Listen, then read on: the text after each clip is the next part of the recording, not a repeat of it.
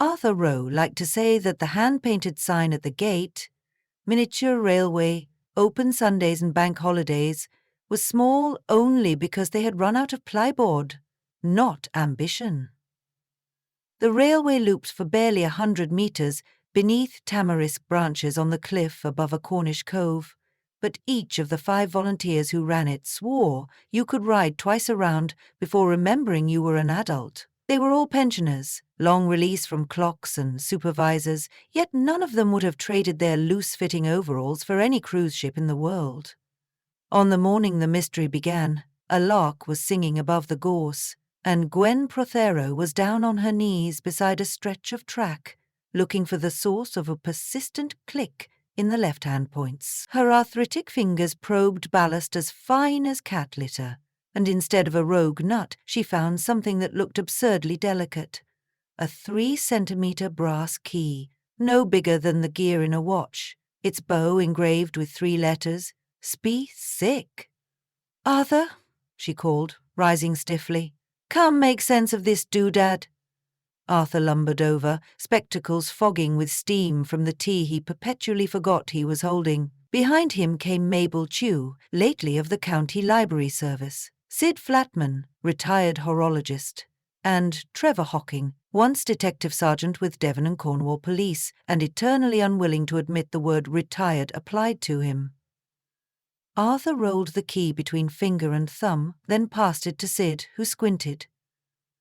"Fine as anything you'd find inside a repeater," Sid said, "but it's no watch key. Look hollow shaft, single ward. Once a lock with an appetite for jewels." Trevor's eyebrows rose. "We haven't any locks on site that dainty. Not even the one on the donations box." Gwen chucked ballast from her nails. "Well, it was buried beneath our points. Someone dropped it." "Or placed it," Mabel murmured. They tried it in everything. The padlock on the tool shed, the master switch cabinet, the gate to the boiler compound.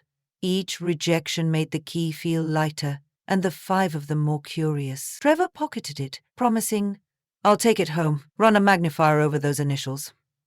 The day's public running was brisk. Holiday makers queued to squeeze into the narrow-gauge coaches. Children screamed when the tunnel produced its customary puff of stage smoke. Yet the volunteers' minds drifted, winding themselves through possibilities. It was late afternoon before any of them voiced what each had been secretly thinking. "SPC could stand for St. Patrick's Cove," Mabel said, wiping down the ticket counter. "That's what the cove was called in the smuggling days, remember?" Trevor nodded. "Alternatively, St. Patrick's Church, same letters. The old church is a half a mile up the valley." "Better yet," said Sid, "it could be someone's initials. And if those someones dropped it here last Sunday, they may come back this Sunday to fetch it, which gives us 6 days, Arthur concluded, to find what it opens before they do." No one challenged the us. They were as firmly coupled as the coaches they tended. Trevor's front room smelled of lemon oil and gun oil in equal proportions. He scattered ordnance survey maps across the dining table. Cornwall's north coast crawled with villages that started with Saint, but Trevor had circled only one other SPC, St. Piran's Carthew, a model village 30 miles south. Open to the public since the 1960s, it had miniature granite cottages, a working watermill and, more intriguingly, a rideable 7¼ inch railway that once shared rolling stock with St. Patrick's. "That link makes it family," Trevor insisted. "If something from their place ended up at ours, maybe something from ours belongs to them." Arthur, who prided himself on diplomacy, pointed out that St. Piran's Carthew hadn't invited them for a cordial exchange of knickknacks. Trevor shrugged. "Then we'll go as paying guests, have a nose." They made the excursion on Wednesday. The weather leaned toward drizzle, good for midweek attendance figures. Few families, mostly elderly couples, lingering over cream teas beneath striped umbrellas. The 5 of them fanned out like detectives at a fete. Mabel studied the miniature post office, noting a brass padlock on its doll-sized door. Gwen interrogated a gardener deadheading a lissom. Sid gravitated to the engine shed where a volunteer, a lad with piercings, was degreasing a tiny Hunslet. Trevor bought 2 tickets for the little train and rode twice around, eyes slitted for the improbable. By lunch, they rendezvoused on a bench shaped like a Cornish chough. Arthur admitted, "Could just be a trinket slipped from a child's pocket." Mabel's eyes sharpened. "Children don't engrave initials." She held out her phone. Earlier, she had photographed the padlock on the doll post office. Close inspection revealed scratches around the keyhole, fresh bright against the weathered hasp. "That lock's been picked," she said, voice low. "And recently." Trevor leaned in. Why burgle a doll's house? Unless something valuable was hidden inside. Sid spread a ham sandwich with exaggerated slowness. "Trevor, old friend, in your day job, how often did miniature burglaries coincide with full-size ones?" Trevor didn't smile. "Sometimes thieves test a system on a small scale first." Arthur whistled. "Like a rehearsal? Practice on a model, break into the real building later. Or," Gwen put in, "an old smuggler's habit. Hide the map in the model, the treasure in the world." They all considered this, listening to wind hiss across slate roofs too small for sparrows. 3. That evening, St. Petrock's miniature railway appeared on Spotlight Southwest. Though not for reasons the retirees would have chosen, a reporter stood outside the parish church up the valley, explaining that intruders had broken open a side door and rifled silver from a locked display case. Chalices, paten, a 17th-century Sanctus bell, were gone. The priests speculated it happened Tuesday night. Gwyn rang the others before the broadcast finished. "Model burglary, real burglary," she said. "We were looking at the rehearsal while they were committing the show." Trevor's detective instincts flared hotter than his coal stove. "Call the police?" Arthur suggested. "Of course," Trevor said. "But without evidence, we're old codgers chasing phantoms. We need something solid." When he hung up, he placed the tiny key on a sheet of white card and photographed it through a jeweler's loupe. SPC, yes. But the letter C, he noticed, had a tiny crossbar etched inside its curve, turning it into a G if viewed carelessly. SPG. St. Piran's Guild. Sacra Parva Gloria. None clicked. Then he recalled the church silver theft. The parish officer responsible for chalices was historically called the sacristan, but more anciently the parva custodes, small custodians. SPC might stand for Sacra Parva Custodia. Latin had a way of dressing up villains. Feeling the old thrill, Trevor loaded the image onto his laptop and began cross-referencing local architectural salvage dealers. By midnight he had found 3 that specialized in ecclesiastical metalwork. He wrote their addresses, folded them into his wallet with the key's photograph, and slept poorly.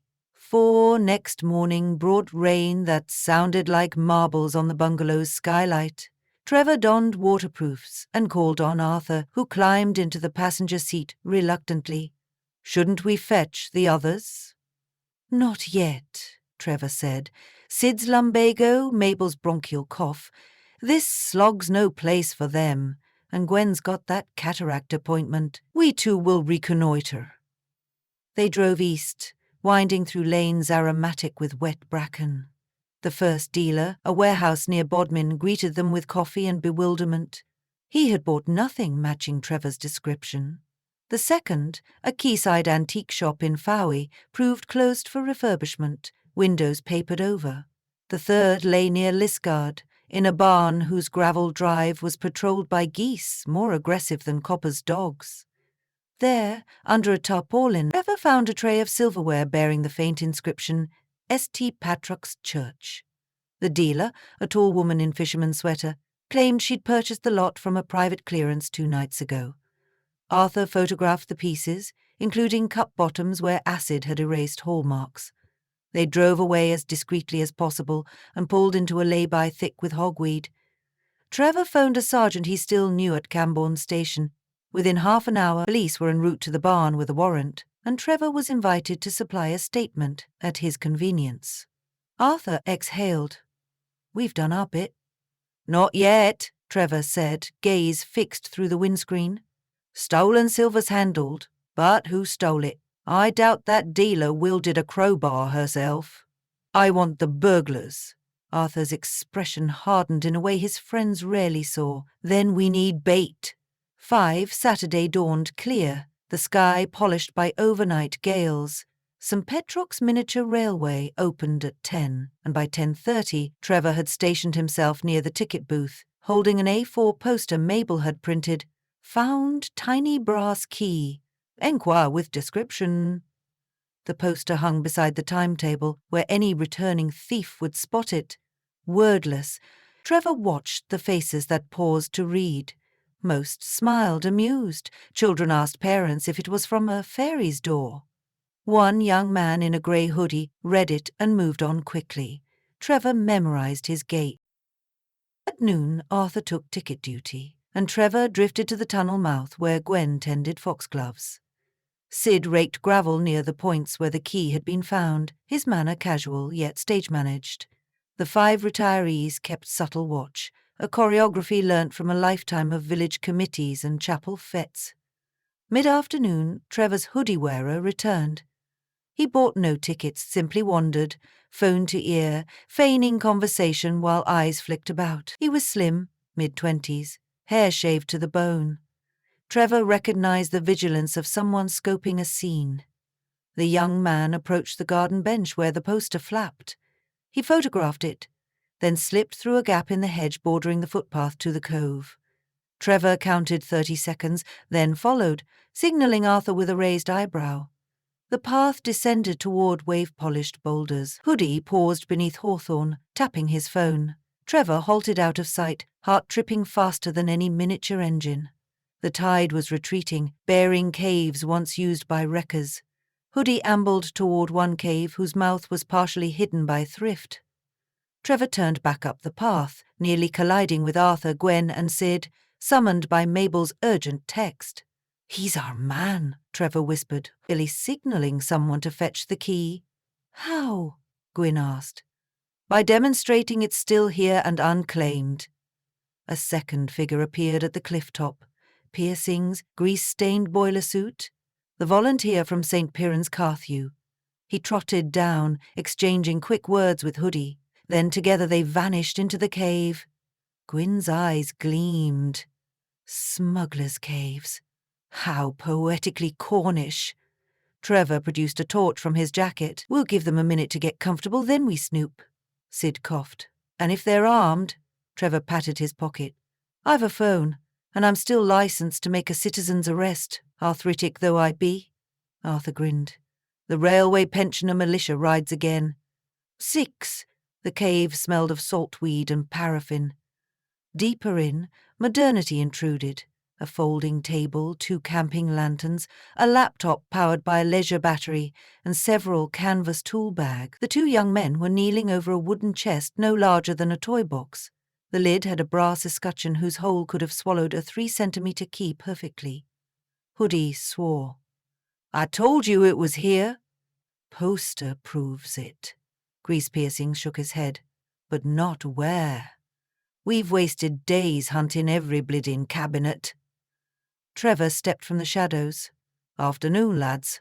Looking for this?" He held the key pinched between forefinger and thumb, arm extended like a fisherman displaying a prize minnow.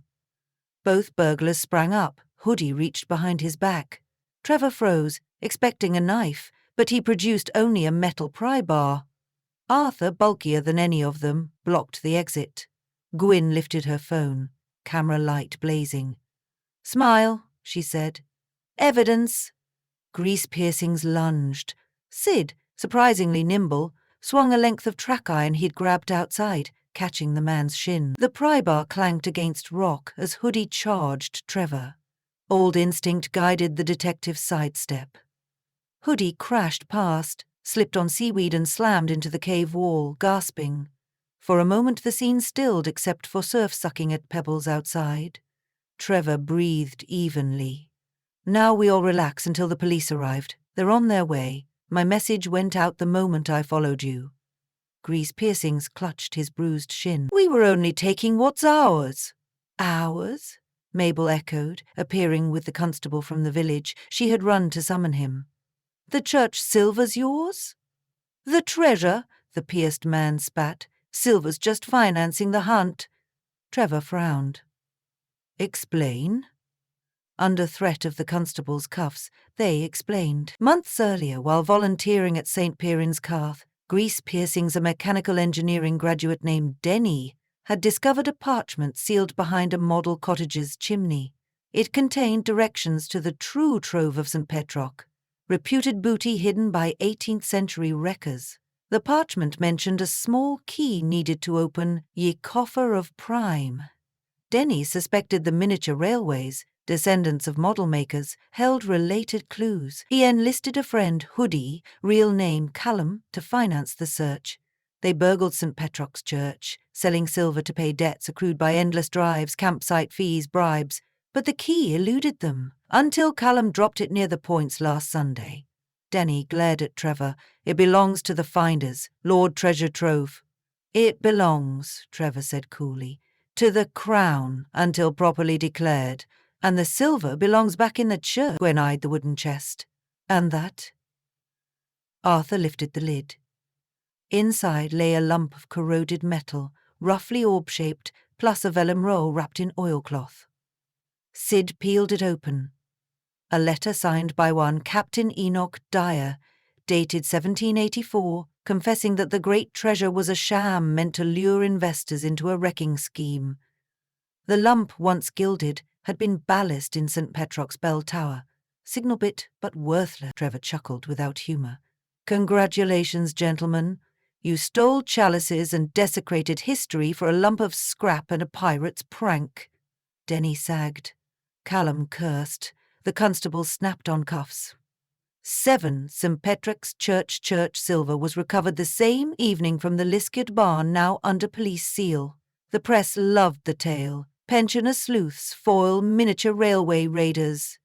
A BBC crew filmed Arthur driving a coach past the precise spot where Gwen had found the key. She demonstrated with comic solemnity, lowering a gloved hand as if retrieving Excalibur from the pond. Sid explained lock mechanisms to a breakfast presenter who nodded, though clearly lost.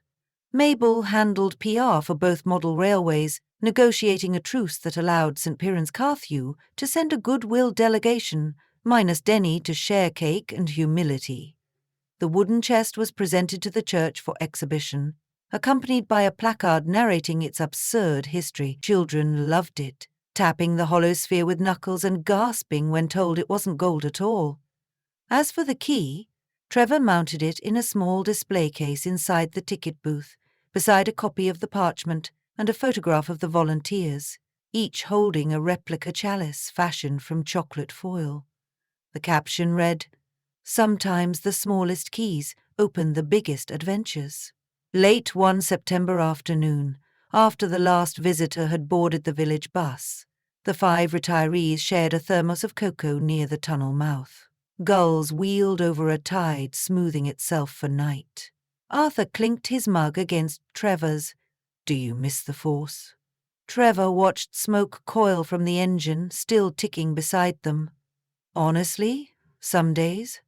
But then, some force remains." He gestured at the miniature railway around them, lit by warm bulbs glowing like harbour lights.